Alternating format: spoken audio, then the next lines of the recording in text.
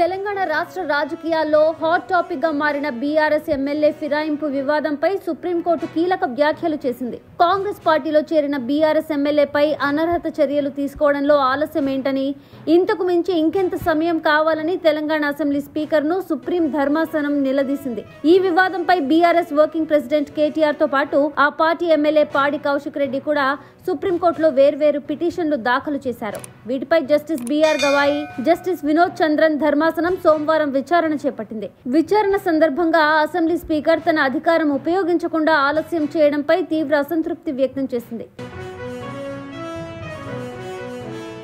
Parliamentary వ్యవస్థను ఇలా నిర్లక్ష్యంగా వ్యవహరించకుండా చేయాలి.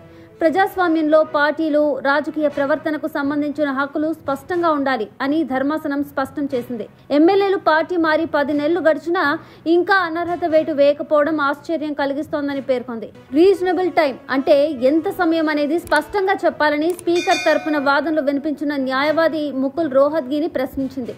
తమకు మరికొంత సమయం కావాలని స్పీకర్ తరపున వాదనలు వినిపిస్తున్న న్యాయవాది అభ్యర్థించగా, గతంలో సుప్రీంకోర్టు ఇచ్చిన తీర్పుల ప్రకారం రీజనల్ టైం అంటే కేవలం 3 నెలలే అవుతుందని బీఆర్ఎస్ తరపున వాదనలు వినిపించిన న్యాయవాది గుర్తు చేశారు. ఈ విషయాన్ని పరిశీలించిన ధర్మాసనం తదుపరి విచారణను ఫిబ్రవరి 18వ తేదీకి వాయిదా వేసింది. 2024 మేలో జరిగిన పార్లమెంటు ఎన్నికల సమయంలో బీఆర్ఎస్ కు చెందిన 10 మంది ఎమ్మెల్యేలు కాంగ్రెస్ పార్టీలో చేరారు. వారిలో దానం నాగేందర్, కడియం శ్రీహరి, కాలే యాదయ్య, బండ్ల కృష్ణమోహన్ రెడ్డి, తెల్లం వెంకట్రావు, పోచారం శ్రీనివాస్ రెడ్డి, ఎం సంజయ్ కుమార్, ప్రకాష్ గౌడ్, గూడెం మహిపాల్ రెడ్డి, అరికపూడి గాంధీ ఉన్నారు.